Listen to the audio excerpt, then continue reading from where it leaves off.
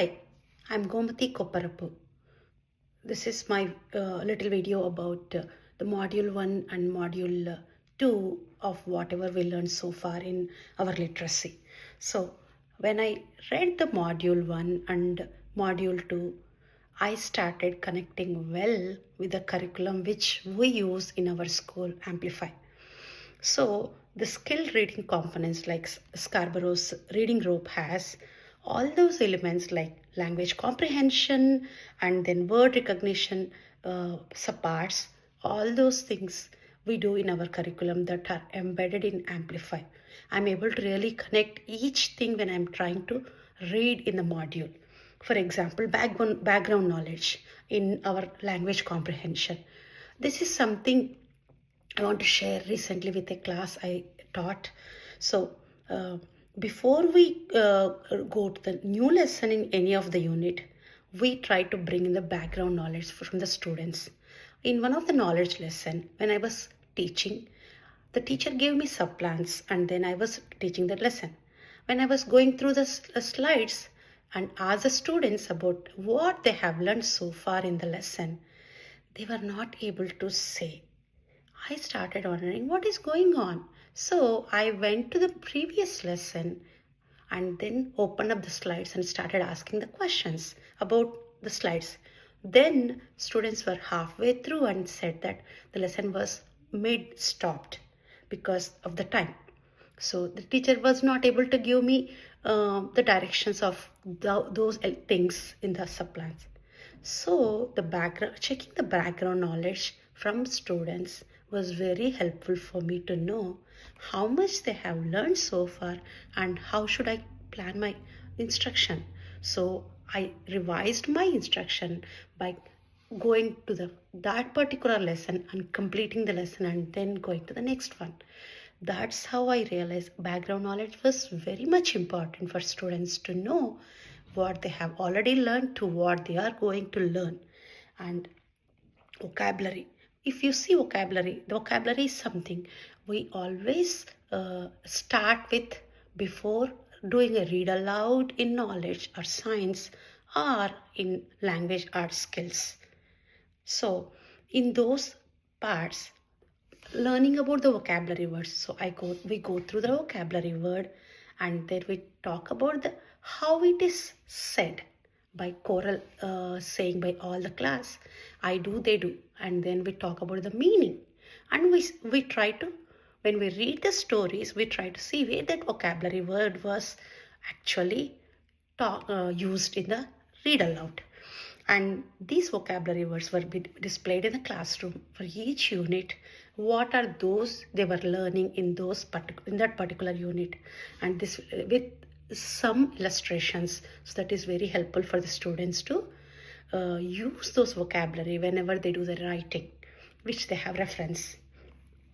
Language structure. So when it comes to language structure, this is something we do in any of the instruction we give, like knowledge again, skills again, how spelling patterns, like how they are sounding. For example, when I took up the spelling pattern for in this unit, when I talk about the digraphs, so we talk about how the digraphs are formed. So when we talk about CH, C makes a different sound, H make a different sound. When they come together, they make complete different sound with this ch. So this is how the language structure is taught along with the lessons in the curriculum, whatever it says. And then coding and decoding letters. Decoding, even it comes to in the word recognition part, we have decoding and phonological structure. So most of our lessons in Amplifier plan in such a way that we do the warm-up with students before we start the lesson with some blending and segmenting. For example,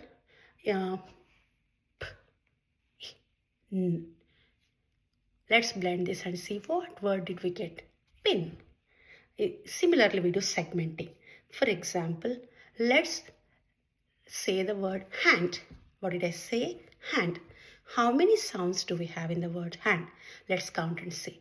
H, a, n, d. Hand. So this is how we do the blending and segmenting for decoding words as a practice in the classroom. Apart from that, sight word recognition. Sight words are embedded in the curriculum based on the grade. So we do have sight words. So I try to, as per the lesson tells, I take the sight word, I try to tell the students which part of that word is not following the spelling rules, and then try to say the word how it is supposed to be said. For example, to. T, o, t, a. We don't say t, a. We say to. T, o. So this word is a sight word. Part of it is not following the spelling rules. So we use this word. Let's use this word in a sentence. Okay. I went to the market. Okay. Yes. So after we teach each sight word, that will be again displayed in the sight word section in the classroom, in one of the wall or on the door. So students will have continuous reference of those sight words whenever they use those in their writing. And then, so these are about sight words. And then literacy knowledge. So when we think of literacy knowledge, literacy knowledge, we talk about how the sentence is formed. So we say in the instruction we give, like for example, one of the example, checking the sentence structure, whether the sentence is starting with uppercase, does it have end mark, is it a statement or a different kind of sentence, is it making sense? So we use this little tip called cups. CUPS. That will be a graphic. We have a anchor chart for that, which will be in the classroom where the students will refer, or they will just write CUPS in their sheet and then check their work. Like C, do the sentence start with capital letter? U, understanding, is a sentence is making sense? P, punctuation. So does the sentence has perfect punctuation? S for spelling. Does the words have correctly spelled? Or we will try to fix them. So these are little tips we use when we give the instructions. And fluency. Fluency is something we do is as a regular routine in the classrooms in our school. So as the module said, in one of the comprehension blueprint about MTSS, there is a team of people who will do the initial screening and mid screening. 3 times in a year they do the screening and try to check the students who need support, and we group the students based on their needs. Some of the students will get instruction with interventionist team, and some of them will be getting tier 1 instruction in the classroom with small group with the teacher.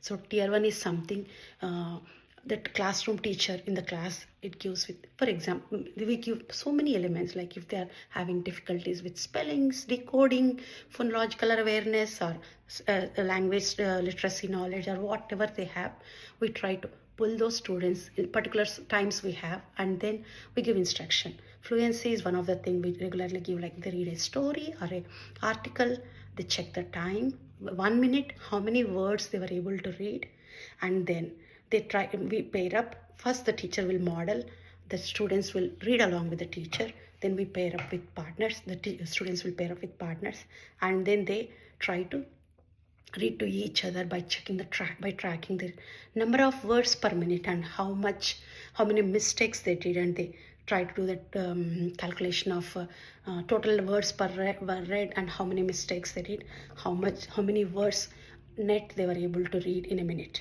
So this is with reading we give with the reader. Fluency is also another thing we give in the classroom along with the reader, where they try to read the story to become more fluent. As they repeat and repeat, they become fluent readers. So sight words is automaticity. Automatically they will get the sight words by every day looking at it, using them in their sentences, writing, using them in their sentences. So these, all these elements which I learned in module 1 and module 2 of literacy so far, I see how we use in the classroom. Thank you.